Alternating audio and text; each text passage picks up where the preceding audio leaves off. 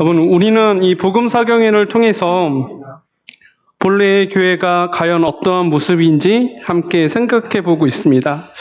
그런데 우리가 본래의 교회로 돌아가자는 것은요, 사실은 오늘날의 교회가 이 본래의 교회의 모습에서 이탈하였기 때문에 내가 본래의 교회로 돌아가자 이렇게 말하고 있는 것입니다. 그런데 이 본래의 교회로 돌아가자는 것은요, 우리가 전혀 새로운 교회의 모습을 말하는 것이 아닙니다. 이전에 없었던 교회의 모습을 말하는 것이 아닙니다. 바로 성경이 말하는 교회의 모습을 회복해야 함을 말하고 있습니다.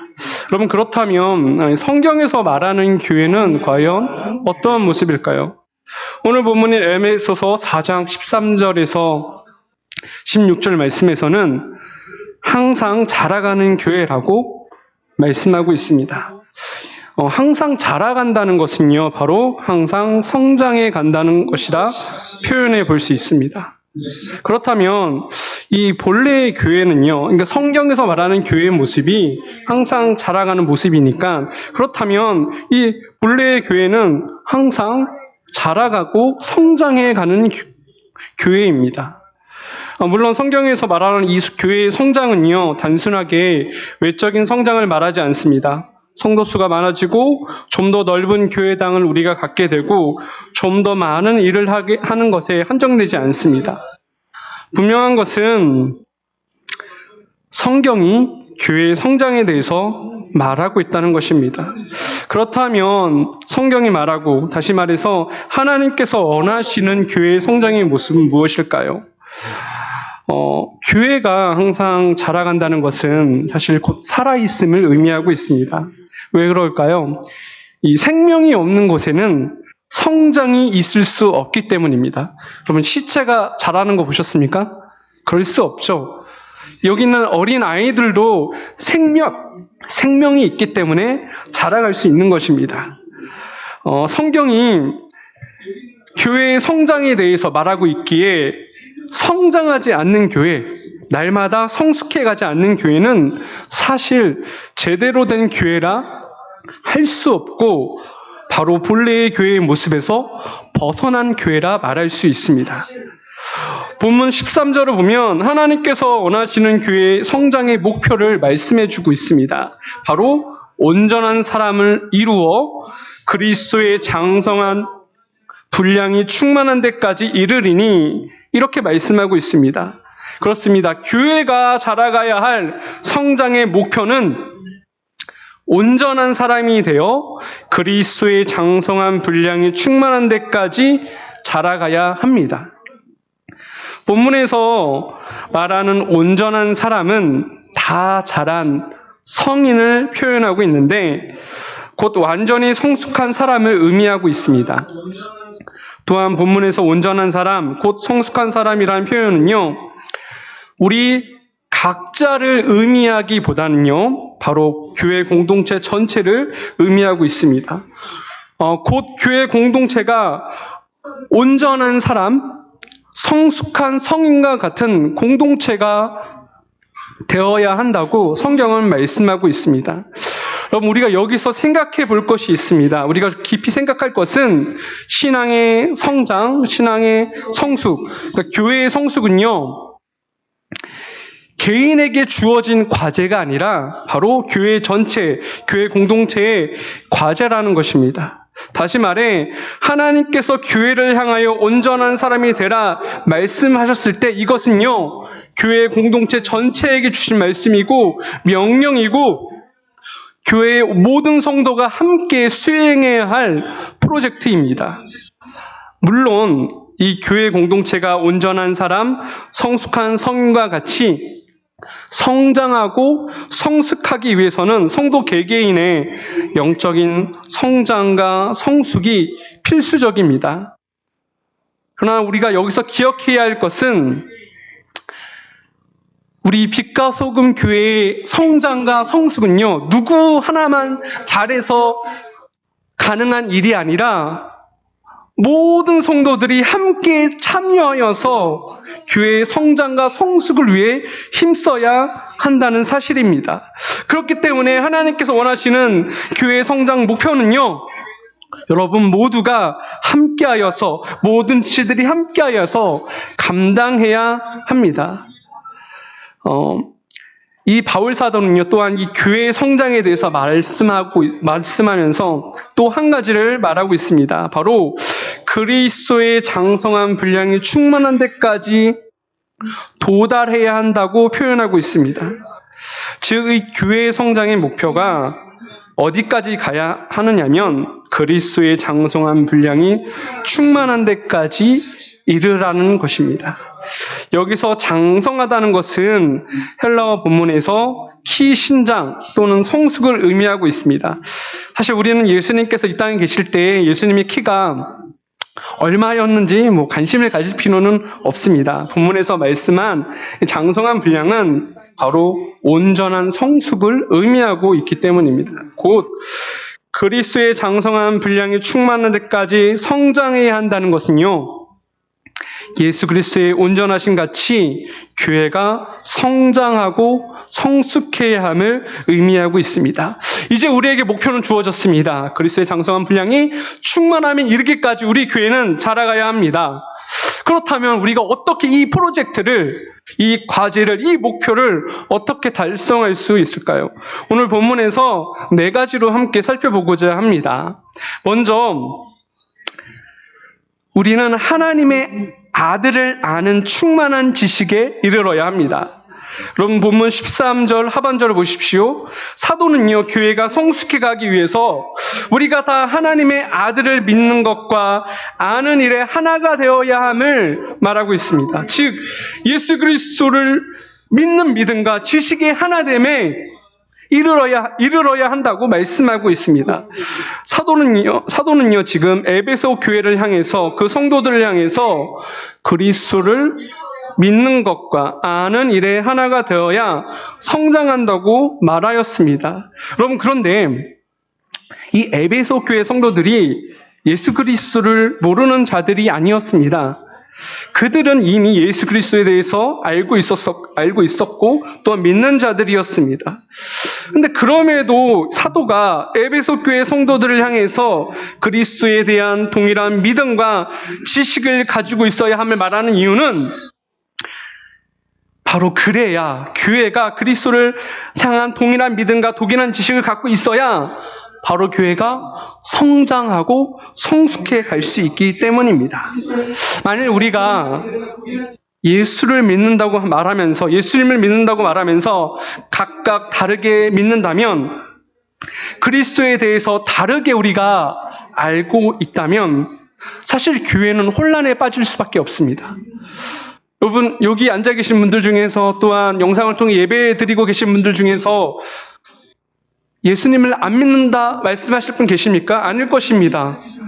적어도 우리가 이 자리에 앉아 있는다는 것은, 우리가 영상을 통해 예배 드린다는 것은요, 우리가 모두 예수님을 믿고 알고 있는 자들이라 우리가 확신하고 있기 때문에 이 자리에 있는 것입니다.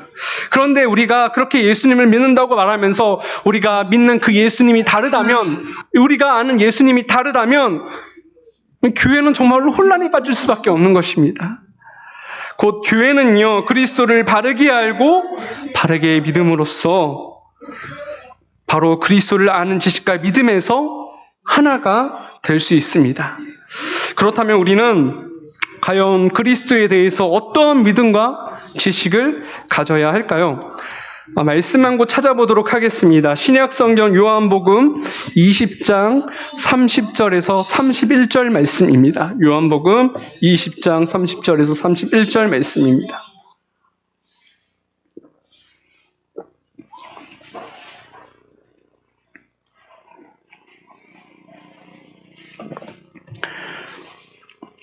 한 목소리로 읽어보도록 하겠습니다. 예수께서 제자들 앞에서 이 책에 기록되지 아니한 다른 표적도 많이 행하였으나 오직 이것을 기록함은 너희로 예수께서 하나님의 아들 그리스도이심을 믿게 하려 하니요 또 너희로 믿고 그 이름을 힘입어 생명을 얻게 하려 함이니라. 아멘. 사도 요한은 이 성령의 영감을 받아 복음서를 기록하면서 그 기록의 목적이 무엇이라 밝히고 있습니까? 예수님께서 하나님의 아들 그리스도이심을 믿게 하는 것이라 말하고 있습니다. 왜냐하면 사도행전 4장 12절에서 밝히고 있듯이 다른 이로서는 구원을 얻을 수 없나니 천하 인간의 구원을 얻을 만한 다른 이름을 우리에게 주신 일이 없기 때문입니다. 오직 예수 그리스도의 이름을 힘입어 예수 그리스도의 이름을 힘입어야만 영생을 얻을 수 있기 때문입니다. 예수 그리스도가 하나님의 아들 그리스도이시라는 것을 믿는 믿음이 바로 영생을 얻느냐 얻지 못하느냐 하는 아주 중대한 문제였기 때문이었습니다. 또한 이 베드로 사도는 예수님을 누구라고 믿음의 고백을 하고 있습니까? 마태복음 16장 16절에서는 이렇게 말씀하고 있습니다. 시몬 베드로가 대답하여 가로되 주는 그리스도시요 살아계신 하나님의 아들이시니이다. 아멘. 베드로는 하나님께서 약속하신 메시아, 곧 기름 부음 받은 자임을 인정하고 고백하였습니다. 또한 메시아이신 예수님께서 본성적으로 하나님의 아들이심을 분명하게 고백하고 있습니다. 예수님께서는 이러한 베드로의 신앙 고백을 기뻐하셨고 이러한 신앙 고백 위에 내 교회를 세우시겠다 말씀하셨습니다. 즉 예수님께서는 이 베드로의 신앙 고백, 곧 그가 고백한 복음의 핵심을 교회의 토대로 삼으셨습니다. 우리는 다른 그 무엇으로 교회의 토대를 삼을 것이 아니라 바로 복음의 핵심, 곧 예수 그리스도께서 그리스도시며 하나님의 아들이시라는 이 분명한 신앙 고백 위에 교회가 세워진다는 사실을 우리는 기억해야 합니다. 이제 우리는 한 가지 사실을 확인해 보아야 합니다. 주 안에서 하나 된 성도 여러분, 우리는 예수 그리스도에 대해서 날마다 깊이 알아가고 있습니까? 그저 사변적인 지식이 아니라 교리적 진술에서 그치는 것이 아니라 우리의 전인이 예수 그리스도를 날마다 깊이 정말로 날마다 예수님을 알아가고 있습니까? 우리가 믿고 고백하는 그 예수 그리스도를 여러분의 삶 속에서 매일 만나고 계십니까? 제가 예전에 고난주간마다 했던 일이 있습니다. 왜냐하면 이 고난주간에는 이 주제 설교를 해야 되기 때문에 과연 내가 흰 종이를 두고 내가 과연 예수님에 대해서 얼마나 알고 있을까 몇 번 적어봤는데요. 여러분 한번 해보십시오. 흰 종이를 가져다 놓고 나는 정말로 예수님을 얼마나 알고 있을까? 우리는 그 흰 종이에 얼마나 적어낼 수 있을까요? 이제 우리는 한 걸음 더 나아가야 합니다. 우리가 믿고 고백하고 아는 예수 그리스도는 그 그리스도가 동일한 분이심을 우리는 확인해야 합니다. 우리는 예수 그리스도를 알아가는 지식이 동일해야 합니다. 우리는 예수 그리스도에 대한 믿음이 동일한가를 늘 살펴보아야 합니다. 다시 말해서 우리 가운데 공적인 믿음의 고백이 있는가를 늘 점검해 보아야 합니다. 여러분, 우리 안에 이 공적인 믿음의 고백, 이 성경이 가르치는 예수님에 대해서 우리가 정말로 바르고 정확하게 알고 있는 것인가? 우리가 동일하게 고백하고 있는 것인가? 어떻게 우리의 이 신앙을, 이 믿음을, 이 지식을 점검하고 확인할 수 있을까요? 우리는 도대체 어떠한 기준을 가져야 할까요? 만약 우리에게 기준이 없다면 우리는 그저 각자의 소견에 옳은 대로 예수를 믿고 지식을 가질 수밖에 없을 것입니다. 무엇이 진짜이고 무엇이 가짜인지 분별할 수 없을 것입니다.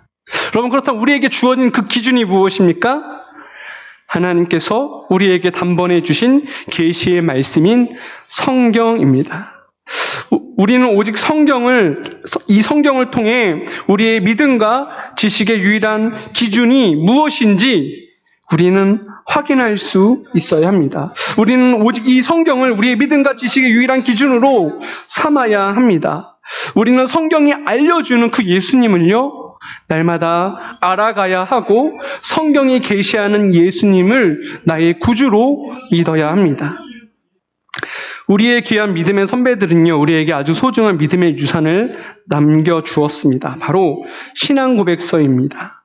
웨스트민스터 신앙고백서, 벨직 신앙고백서, 하이델베르그 교리문답, 도르트 신조가 여러분 우리에게 주어졌습니다. 우리는 우리에게 주어진 이 소중한 믿음의 유산들을 잘 사용할 수 있어야 합니다. 그래서 우리가 믿고 고백하는 믿음이 무엇인지 늘 확인하고 점검할 수 있어야 합니다. 우리 각자가 믿고 싶은 대로 믿고 그렇게 예수님을 알아간다면 우리는 결코 믿음이 성숙할 수 없으며 우리 교회도, 이 빛과 섞은 교회도 결코 성숙한 자리에 이를 수 없음을 우리는 기억해야 합니다. 주 안에서 하나된 성도 여러분, 우리가 교회로 묶여서 이렇게 신앙생활을 하면서 사실 각자의 신앙의 모습이 조금은 다를 수 있습니다. 어떠한 분들은 이 기도하는 일에 좀 더 힘쓰실 분도 계시고요. 어떠한 분들은 말씀 보는 일에 좀 더 힘을 쓰실 수 있는 분도 계실 수 있고, 어떠한 분은 찬양하는 일에 좀 더 힘을 쓰실 수도 있습니다.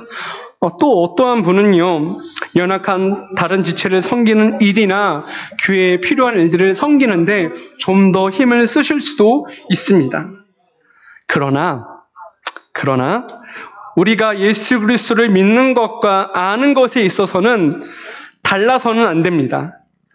우리가 살아가는 신앙의 모습은 약간의 차이가 있을 수 있지만 바로 우리가 예수 그리스도를 믿는 것과 아는 것에 있어서는 일치를 이루어야 합니다. 이처럼 우리가 예수 그리스도를 믿는 것과 아는 것에 일치를 이루어갈 때, 이렇게 하나가 될 때 우리 교회는 비로소 교회의 성숙을 맛보게 되는 것입니다. 우리가 무엇으로 교회의 하나됨을 이루어 성장할 수 있겠습니까? 그 어떤 제도나 기구로 우리를 하나로 묶을 수는 없습니다. 교회의 하나됨은 예수 그리스도에 대한 믿음과 지식의 하나됨으로 유지되고 지켜집니다. 날마다 예수 그리스도가 어떠한 분이시고 예수 그리스도를 믿는 것과 아는 일에 힘쓰시는 귀한 성도들이 되시기를 소원합니다. 두 번째로 우리 교회가 성장하고 성숙하기 위해서는 바로 성도 개개인이 우리 모두가 믿음의 어른으로 자라가야 합니다. 본문 14절입니다. 이는 우리가 이제부터 어린아이가 되지 아니하며 사람의 괴술과 간사한 유혹에 빠져 모든 교훈의 풍주에 밀려 요동치 않게 하려 함이라. 아멘.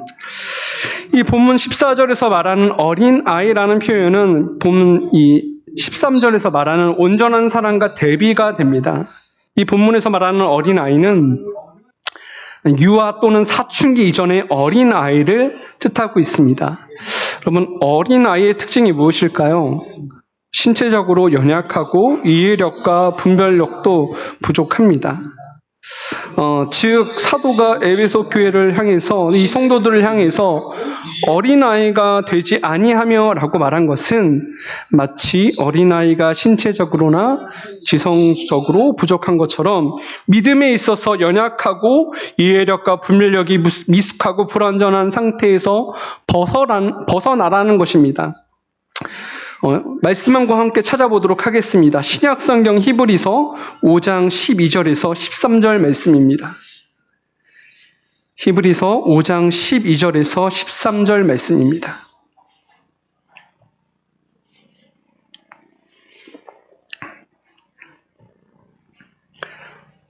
히브리서 5장 12절에서 13절 말씀입니다.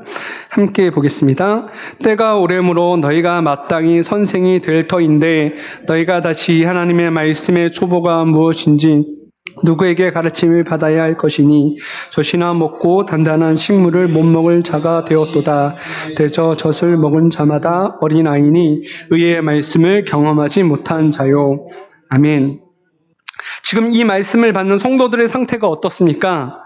믿음의 가장 초보적인 가르침만을 알고 있었기 때문에 의의 말씀에 대해서는 거의 무지한 아기들과 같았습니다. 그래서 단단한 음식, 그리스도의 제사장직에 대한 복음에 좀 더 수준이 있고 뛰어난 가르침에 대해서는 깨닫거나 소화해낼 수가 없었습니다. 사도는 고린도 교회 성도들을 향해서도 이렇게 권면하였습니다. 고린도전서 14장 20절에서 이렇게 말씀하고 있습니다. 형제들아, 지혜에는 아이가 되지 말고 악에는 어린아이가 되라. 지혜에 장성한 사람이 되라. 아멘. 사도는요, 하나님을 아는 지식에 있어서는 장성한 사람이 되고 정반대로 악에 있어서는 어린아이처럼 순진무구해야 함을 말하고 있습니다. 그렇습니다. 우리는 하나님을 아는 지혜에 있어서는 어린아이의 수준에 머물러 있어서는 결코 하나님께서 원하시는 교회의 성장을 이룰 수 없음을 말하고 있습니다. 우리는 여기서 분명히 짚고 넘어갈 것이 하나 있습니다. 무엇이냐면 우리는 누구라 할지라도 한 번에 어른이 되지 않는다는 사실입니다. 우리는 어머니의 품속에서 10개월을 보낸 후에 어린아이로 태어납니다. 한참 부모의 품에서 자라다가 질풍노도의 시기를, 사춘기의 시기를 겪어야 합니다. 또한 청년의 시기도 보내야 비로소 어른이 됩니다. 우리의 믿음의 성장도 그러합니다. 우리가 예수 그리스도를 믿고 한순간에 성장한 장성한 어른이 되는 것은 아닙니다. 신자가 믿음의 장성한 어른이 되기 위해서는 먼저 태어남이 있어야 합니다. 곧 거듭남이 있어야 성장이 있을 수 있습니다. 예수님께서 니고데모에게 거듭나야 한다고 말씀하신 것처럼 우리는 영적인 출생을 시작으로 하여 장성한 어른으로 자라갈 수 있습니다. 기억하십시오. 거듭난 자라야 비로소 믿음의 성장이 시작됩니다.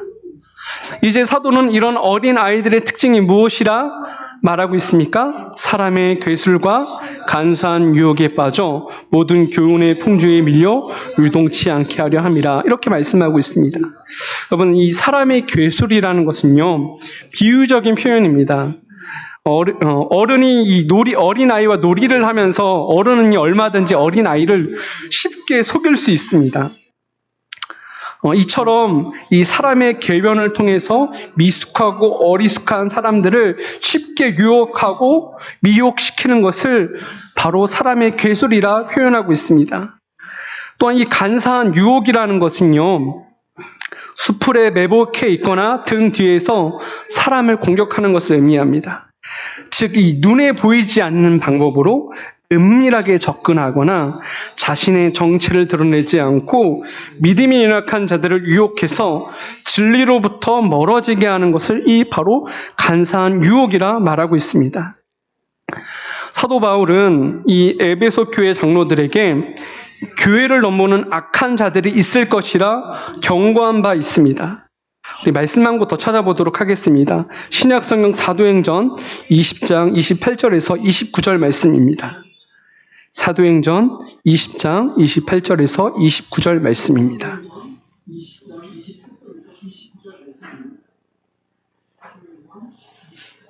사도행전 20장 28절에서 29절 말씀입니다. 함께 보시겠습니다. 너희는 자기를 위하여 또는 온 양떼를 위하여 상가라. 성령이 저들 가운데 너희로 감독자를 삼고 하나님이 자기 피로 사신 교회를 지게 하셨느니라.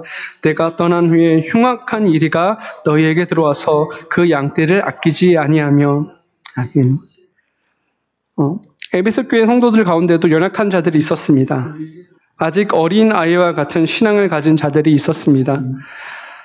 거짓 교사와 선지자들이 이들을 유혹할 것을 알고 사도 바울은 에베소 교회 장로들에게 그런 위험으로부터 주의해야 할 것을 경고하고 있습니다. 이미 예수님께서도 제자들을 향해서 너희가 사람의 미혹을 받지 않도록 주의하라 말씀하셨습니다.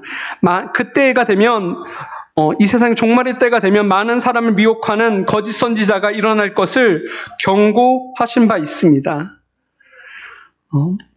이처럼 어린 아이는요, 모든 교훈의 풍조에 밀려 요동하기 쉽습니다.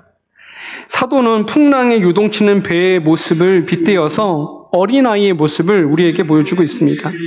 마치 큰 배가 운항을 하는데 이 배가 넘어지지 않기 위해서 이 배 아래 이 평행수를 채웁니다.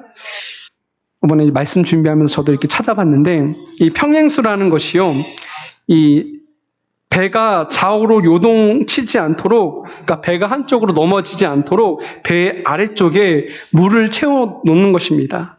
마치 이 오뚜기가 아래에 무게를 두어서, 중심치를 두어서 한쪽으로 치우치다가 다시 돌아올 수 있는 역할을 하는 것과 같은 원리라 할 수 있습니다. 여러분, 이와 같은 원리로 어린 아이에게는요, 믿음의 중심이 없기 때문에 세상의 교훈에 쉽게 요동할 수밖에 없습니다.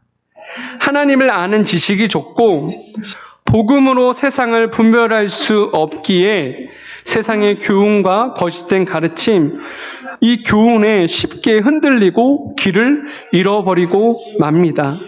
사도는 이 미숙하고 연약한 어린아이의 모습에서 벗어나 장성한 어른으로 자라가야 한다고 말씀하고 있습니다. 여러분 기억하십시오. 우리는 누구나 어린아이로부터 시작합니다. 하지만 우리는 결코 어린아이의 모습에 머물러 있어서는 안 됩니다. 마땅히 장성한 어른으로 자라가야 하는데 자라지 않고 그대로 어린아이의 모습으로 머물러 있다는 것은 신앙생활에 있어서 참으로 비극입니다. 그러하게 우리는 장성한 믿음의 사람으로 자라가는 일에 힘써야 합니다. 사도 바울은 디모데후서 4장 13절에서 17절 말씀에서 이렇게 말씀하고 있습니다. 특별히 14절 말씀에서 4장 14절 말씀에서 이렇게 말씀하고 있습니다. 그러나 너는 배우고 확신한 일에 거하라, 이렇게 말씀하고 있습니다. 여러분, 기억하십시오. 하나님의 말씀이 우리를 자라게 하고 성숙하게 합니다. 하나님의 말씀을 듣고 배우는 일에 힘쓸 때에 우리의 믿음이 자라갈 수 있습니다. 우리 교회가 성숙해 갈 수 있어야 합니다. 여러분, 성경은요, 우리가 믿어야 할 것이 무엇이고 우리가 마땅히 행해야 할 것이 무엇인지 우리에게 가르쳐 주고 있습니다. 성경이 바로 우리를 하나님의 사람으로 온전케 합니다. 우리에게 주신 이 귀한 하나님의 말씀을 우리는 더욱더 사랑하며 듣고 배우는 일에 전심전력할 때에 우리 교회는 어린아이의 모습을 버리고 장성한 어른의 모습으로 성장해 갈 수 있습니다. 제가 예전에 손봉호 장로님 책에서 읽은 내용인데, 이 손봉호 장로님과 이만열 교수님은 이 장기려 박사님 앞에서 항상 무릎을 꿇고 이 장 박사님께서 말씀하시는 말씀을 들었다고 합니다. 이 손봉호 장로님과 이만열 장로님이 장기려 박사님을 자신의 스승으로, 어른으로 인정하였기에 아마 그런 모습으로 섬기셨을 것입니다. 우리에게 자신이 가장 존경하고 존중하는 어른이 있다는 사실은요, 내가 문제가 생겼을 때 찾아갈 수 있는 어른이 있다는 것은요, 참으로 행복한 일입니다. 왜냐하면 누구나 처음 가는 이 눈물 골짜기와 같은 인생을 제대로 가기란 어렵기 때문입니다. 그때에, 이 어려운 때에 나보다 앞서 그 길을 간 믿음의 선배가 있다면 그 선배를 통해 우리는 길을 잃지 않고 목적지까지 갈 수 있다면 우리는 인생에 큰 도움을 얻게 될 것입니다. 여기서 우리는 우리 교회의 모습을 잘 살펴볼 수 있어야 합니다. 우리 교회에는 믿음에 성숙한 어른들이 많이 계십니까?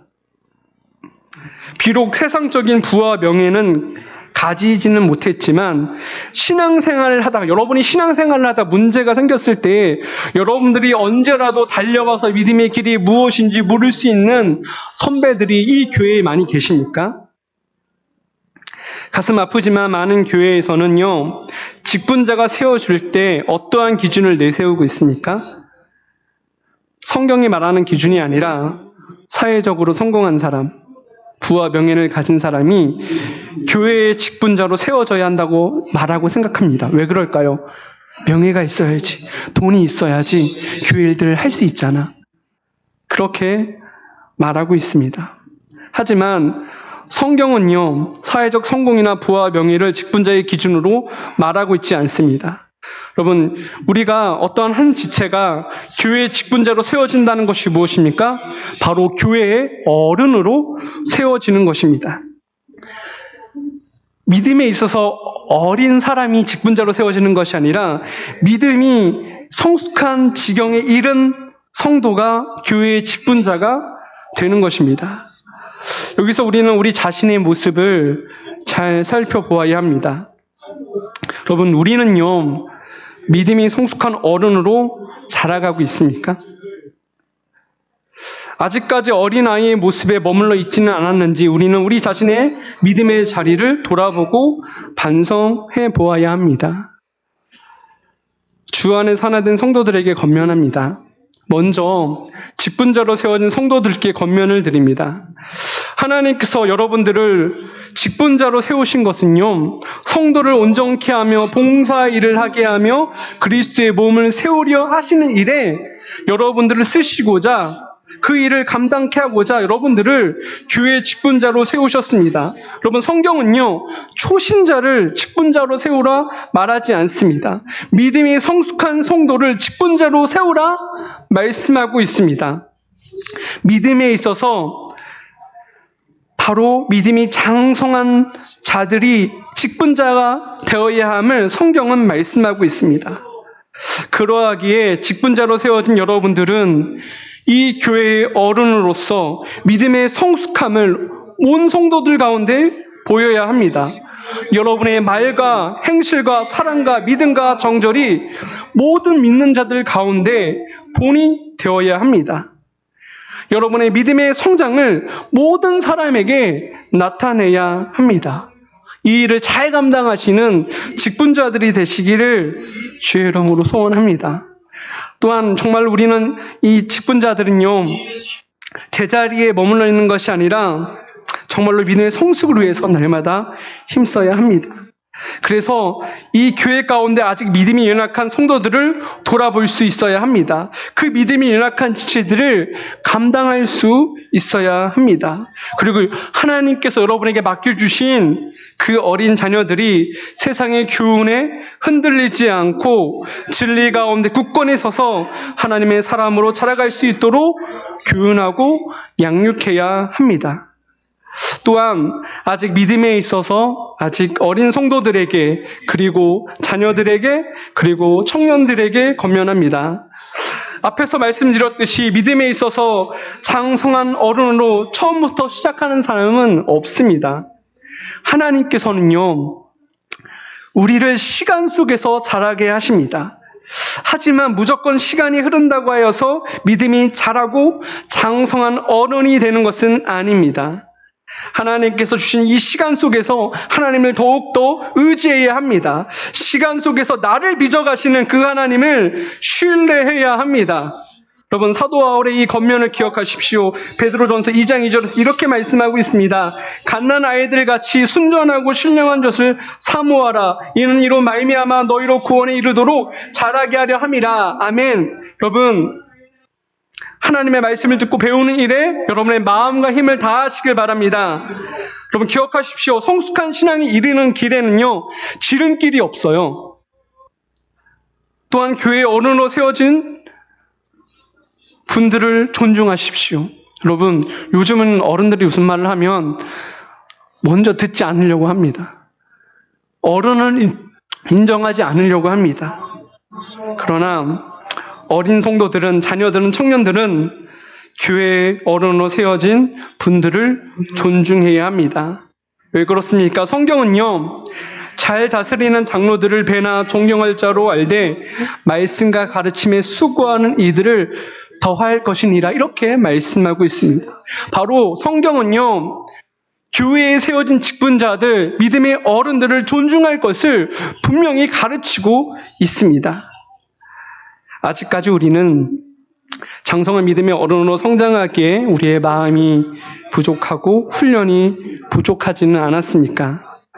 하나님께서 은혜를 베풀어 주사 믿음의 경건한 어른으로 성장하는 일에 힘과 지혜를 주시기를 함께 간구하시는 귀한 성도들이 되시기를 바랍니다.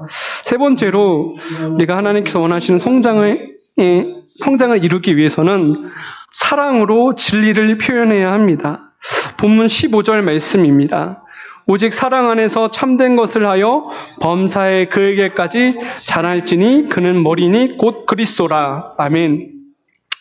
이제 사도는 영적인 어린아이의 상태에서 벗어나는 것을 넘어서 오직 사랑 안에서 참된 것을 말할 것을 말씀하고 있습니다. 본문에서 참된 것을 하여라고 하였는데 이것은요, 복음의 진리를 말하는 것을 가리키고 있습니다. 성도들은요, 복음의 진리를 사랑 안에서 말해야 합니다. 이는 진리를 바로 사랑의 방식으로 표현해야 함을 의미하고 있습니다. 그러기 위해서는 먼저 우리는 참된 것이 무엇인지 분명히 알아야 합니다. 우리가 전해야 할 진리가 무엇인지 흐릿하게 알아서는 안 됩니다. 우리는 진리가 무엇인지 분명하게 알 때에 어린아이와 같이 사람의 괴술과 간사한 유혹 그리고 모든 교훈의 풍조에 휩쓸리지 않게 됩니다. 여러분, 우리가요, 이 진리를 붙잡는다는 것은요, 이래도 좋고 저래도 좋다는 것이 아닙니다. 분명하고 선명한 기준을 갖고 진리와 거짓을 구분한다는 것을 의미하고 있습니다. 곧 우리가 진리를 붙잡는다는 것은 진리를 말하는 것이고, 진리를 말한다는 것은 거짓에 대항하는 것을 의미하고 있습니다. 바울이요, 이 갈라디아 교회 성도들에게 바른 복음을 전했습니다. 갈라디아 성도들은요, 이 바울이 전한 하나님의 은혜의 복음을 듣고 기뻐하였습니다. 하지만 이 바울이 떠난 후에 거짓 교사들이 갈라디아 교회에 침투하였고 그들이 다른 복음을 전하였습니다. 바울은 이 갈라디아 교회에 다른 복음이 침투한 것을 그 무엇보다도 심각한 일로 여겼습니다. 그리고 사도 바울은 다른 복음을 전하는 이들을 향해서 이렇게 교훈하고 있습니다. 우리가 너희에게 전한 복음 외에 다른 복음을 전하면 저주를 받을지어다. 이렇게 두 번이나 강조하여 말하고 있습니다. 여러분, 사도 바울이 말한 다른 복음이라는 것은요, 우리에게 선택이 가능한 다른 복음이 있다는 것이 아닙니다. 우리에게 주어진 복음은요, 오직 단 하나의 복음입니다. 구약의 선지자들이 전했던 복음, 예수 그리스도께서 전하셨던 복음, 사도들이 전했던 복음, 오직 단 하나의 복음뿐입니다. 그래서 다른 복음은요, 우리가 선택이 가능한 다른 복음을 말하는 것이 아니라 바로 거짓 교훈을 말하고 있습니다. 바울은 이처럼 다른 복음을 전하는 거짓 교훈을 전하는 자들을 향해서 거듭 경고하였습니다. 그 누구를 할지라도 다른 복음을 전하면 저주를 받을지어라, 이렇게 강력하게 경고하고 있습니다. 여러분, 이 말은요, 이 경고는요, 단순한 사람의 말이 아닙니다. 왜 그렇습니까? 사도는 성령의 영감을 받아 이 말씀을 기록하였기에 우리는 다른 복음을 전하는 자들을 향한 이 경고를 하나님의 엄중한 경고로 받아야 합니다. 이 갈라디아 교회에 다른 복음을 전했던 자들은요, 사실 완전히 거짓 교훈을 전했던 것이 아니었습니다. 이 거짓 교사들이 했던 일은요, 복음을 희석하는 일이었습니다. 이 거짓 교사들은 예수 그리스도를 믿는 그 믿음을 완전히 부정한 것이 아니었습니다. 예수 그리스도를 믿는 그 믿음에다가 할례도 받아야 하고 율법도 행해야 한다는 자기 의를 집어넣어 복음을 희석하였습니다. 우리는 이 거짓 교사들이 복음에 물을 타고 복음을 희석시켜서 전할 때 우리는 결코 넘어가거나 현혹되어서는 안 됩니다. 여러분, 이 사단의 술수가 얼마나 교묘한지 모릅니다. 고린도후서 11장 14절 말씀에서는 사단도 자기를 광명의 천사로 가장하나니, 이렇게 우리에게 경고하고 있습니다. 그러하기에 우리는 진리가 무엇인지 바르게 알고 그 배운 진리 가운데 굳건히 서야 합니다. 바울이 디모데를 향해 권면했듯이 우리는 배우고 확신한 일에 거해야 합니다. 또한 우리는 이 진리를요, 우리가 붙들고 있는 이 진리를 사랑 안에서 전할 수 있어야 합니다. 우리가 가진 이 진리를 사랑으로 표현할 수 있어야 합니다. 여러분 기억하십시오. 우리가 진리를 가졌다고 해서 무조건 칼잡이가 되라는 것이 아닙니다. 아직 진리가 무엇인지 모르기에 아직 영적인 어린 아이의 수준에 있기 때문에 진리가 무엇인지 분별하지 못하는 자들에게 우리는 무차별적으로 칼을 휘둘러서는 안 됩니다. 아직 진리 가운데 온전히 거하지 못한 지체를 긍휼히 여기며 인내하며 진리를 가르치고 전할 수 있어야 합니다. 요즘 SNS 상에서 신앙 논쟁이 심심치 않게 이루어지고 있습니다. 그런데 이 자신이 진리를 붙잡고 있다는 사람들이 얼마나 거친 언사들을 내뱉고 있는지 모르겠습니다. 사실 사랑이 없기에 악독한 말을 내뱉을 수 있는 것입니다. 우리가 진리를 전한다는 명목하에서 악한 말을 내뱉는 것은 어리석은 행동입니다. 우리는 사도들이 성도들을 책망할 때 과연 그들이 어떠한 마음으로 그 성도들을 책망하였는지를 늘 생각해 보아야 합니다.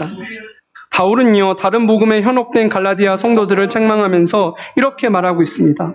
나의 자녀들아, 너희 속에 그리스도의 형상이 이루어지기까지 다시 너희를 위하여 해산하는 수고를 하노니, 이렇게 말하고 있습니다.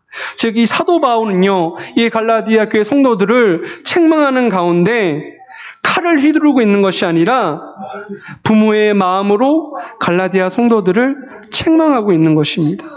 분명히 사도 바울은 갈라디아 성도들을 향해서 나의 자녀들아 이렇게 부르고 있습니다.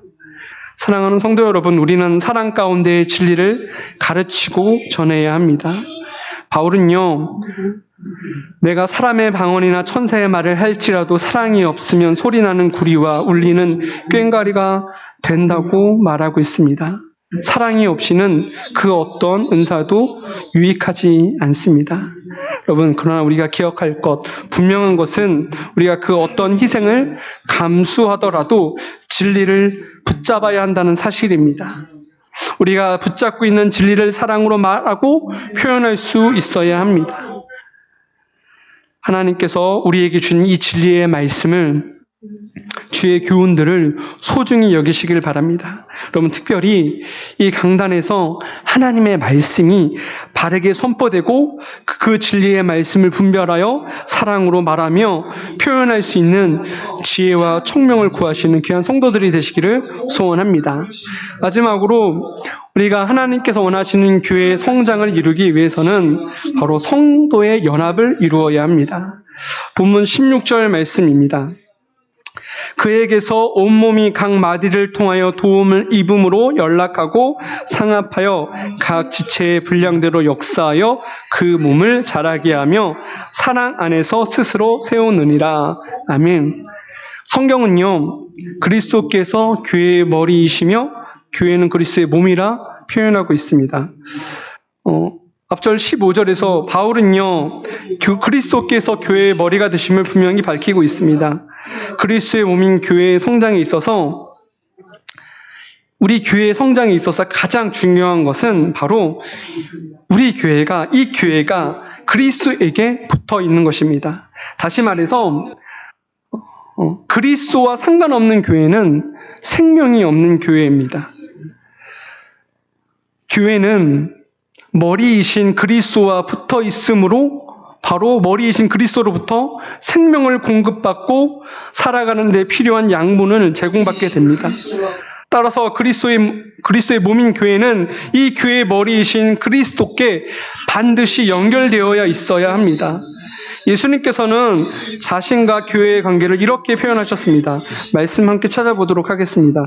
신약성경 요한복음 15장 5절 말씀입니다. 요한복음 15장 5절 말씀입니다.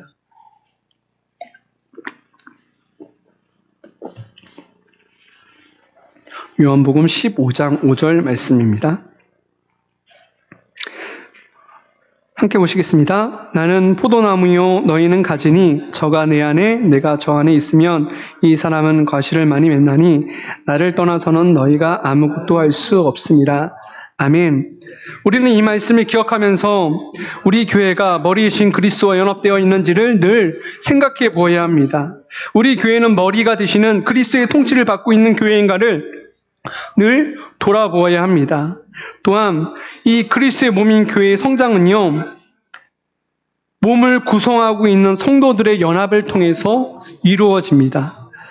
이미 사도는 에베소서 2장 21절에서 그의 안에서 건물마다 서로 연결하여 주 안에서 성전이 되어 간다라고 말씀하고 있습니다. 이는 그리스도를 머리로 하여 하나로 묶인 교회 성도들은 생명의 관계로 아주 밀접하게 연결되어 있음을 의미하고 있습니다. 그리스도를 머리로 하여서 각각의 지체들이 각각의 자리를 찾아서 하나님께서 주신 은혜의 분량에 따라 서로 섬길 때 교회는 비로소 온전한 성장과 성숙을 맛보게 됩니다. 하나님께서는요, 그 하나님께서 원하시는 대로 각각의 지체를 몸에 두셨습니다. 본문에서 연락하고 상합되었다고 말하는 것은 이 교회의 몸을 이루고 있는 지체들이 서로 분리되지 않고 연결되어 있음을 보여주고 있습니다. 본문은 각 마디를 통해 지체들을 함께 연결한다고 말씀하고 있습니다. 여러분, 이 본문에서 말하는 이 마디는요, 몸의 다양한 부분을 연결해서 생명과 힘을 공급하는 역할을 하고 있는 부위를 말하고 있는 것입니다. 이 마디가 말하고 있는 것은 교회의 다양한 직분과 은사들을 통해 몸에 생명과 힘을 공급하고 있다는 것을 보여주고 있습니다. 즉, 교회는요, 성도들의 다양한 섬김과 직분자들의 사랑과 헌신을 통해 필요한 생명과 양분을 공급받고 있음을 보여주고 있습니다. 즉, 교회는 머리이신 그리스도로부터 생명을 공급받으면서 각 지체가 자기의 분량대로 역사해야 합니다. 교회는 그리스도를 머리로 하여서 각 지체들이 연합을 이루고 생명의 연합을 이룰 수 있어야 합니다.